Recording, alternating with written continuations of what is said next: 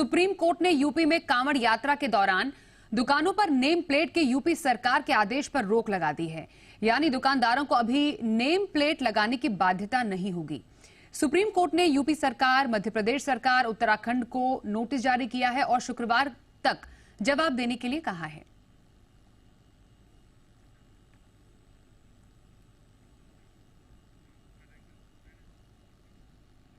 वहीं supreme court के फैसले के बाद समाजवादी पार्टी के अध्यक्ष अखिलेश यादव ने बीजेपी पर बड़ा हमला बोला है। सुनिए।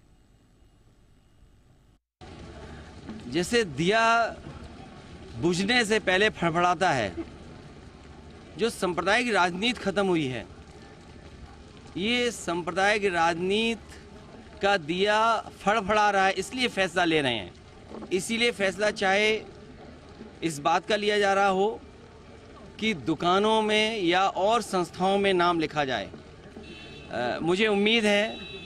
कि सुप्रीम कोर्ट जब इस बात पर चर्चा करेगा और संज्ञान में जब लिया है तो ऐसे कई कदम सरकार उठाएगी, क्योंकि जब सांप्रदायिक राजनीति खत्म होती है तो इसी तरीके से फड़फड़ाएंगे ये लोग।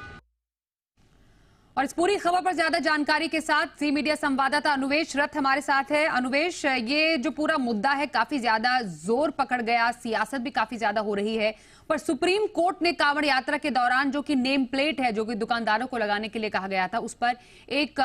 बड़ी बात कही है, बड़ा आदेश दिया है। जरा बताइए क्या कहा सुप्रीम कोर्ट ने।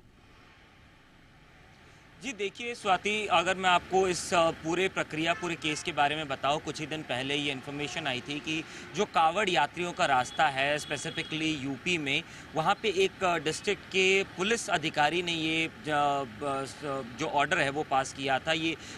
उत्तर प्रदेश सरकार की तरफ से ये ऑर्डर नहीं आया था, गवर्नमेंट ऑर्डर नहीं निकला है इसका। और उसी के बाद से ये चर्चा शुरू हो गई थी कि अगर सारे दुकानों में स्पेसिफिकली जो फूडरीज है, ईटरीज हैं, जहाँ पे खाने पीने की सामान मिलती हैं, जैसे फल फ्रूट की दुकान हो गई, कोई रेस्टोरेंट हो गया, कोई ईटरी हो गया, तो उन जगहों पे जो ओनर है उस दुकान का, उसका ओनर के साथ साथ जो लोग उस जगह पे काम करते हैं उनका नाम लिख के आपको साफ साफ लगाना होगा, एक बड़ा सा नेम प्लेट या बोर्ड लगाना होगा। लेकिन आज सुप्रीम कोर्ट ने इस ऑर्डर पे स्टे लगा दिया है और साथ ही साथ मध्य प्रदेश, उत्तर प्रदेश और उत्तराखंड तीनों राज्यों को ये बोला है कि इसका जवाब आप नोटिस के जरिए हमको वापस करें। और इसी के साथ साथ जब इस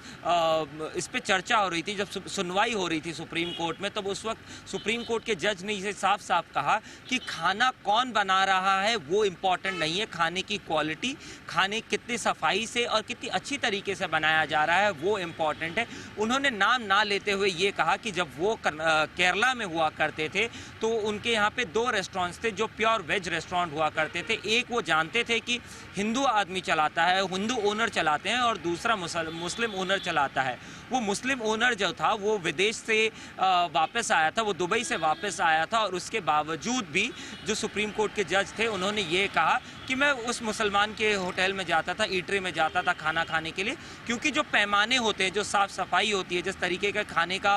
खाना बनाया जाना चाहिए और नीटली क्लीननेस और सर्विसेज जो थी वो बेहतर थी, इसलिए मैं वहाँ पे जाता था। तो कहीं ना कहीं ये सुप्रीम कोर्ट ने साफ कर दिया है, खाना बना कौन रहा है उसका नाम, उसके मजहब से ज़्यादा फर्क नहीं पड़ता है। अगर सारे खाने के जो स्टैंडर्ड्स होते हैं, जो सफाई होती है, जो सर्विसेज होती है, अगर वो सब कुछ वहाँ पे तय किया जाए और मना के रखा जाए तो खाना कौन खिला रहा है उससे कोई फर्क नहीं पड़ता है। हालांकि अभी ये देखना होगा कि जो उत्तराखंड की सरकार है, यूपी की सरकार है और साथ ही साथ मध्य प्रदेश की सरकार है, जहाँ पे ये कांवड़ यात्री जनरली ट्रैवल करते हैं, चाहे बनारस की तरफ हो, चाहे हरिद्वार की तरफ हो या चाहे विश्वनाथ की तरफ हो, अगर इन रास्तों पे जो कांवड़ यात्री चलते हैं उनके जो खाने पीने की सुविधाएं हैं, जिस तरीके से ये हमारे देश में ये काफी मनाया जाता है, कांवड़ यात्री चारों सोमवार जो है लोग दूर दूर से पानी लेके शिवलिंग पे चढ़ाने जाते हैं, उस वक्त किस तरीके की प्रक्रिया होगी और साथ ही में ये तीनों राज्य क्या जवाब सुप्रीम कोर्ट को देते हैं। जी।